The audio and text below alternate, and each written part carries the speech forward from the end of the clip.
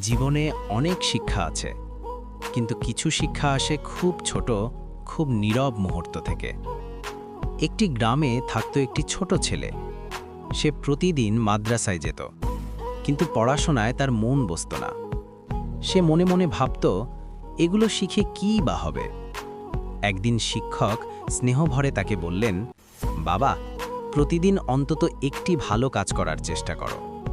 মাদ্রাসা থেকে ফেরার পথে সে দেখল এক বৃদ্ধ মানুষ রাস্তা পার হতে পারছেন না। মানুষ আসছে, যাচ্ছে, কিন্তু কেউ থামছে না।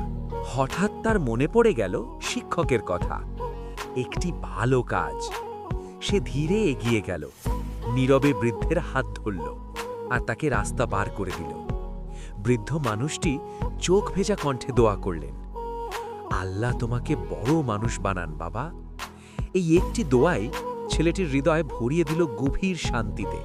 সে তখন বুঝে গেল, ভালো কাজ শুধু বইয়ের পাতায় নয়, ভালো কাজ মানুষের হৃদয়ে লেখা থাকে।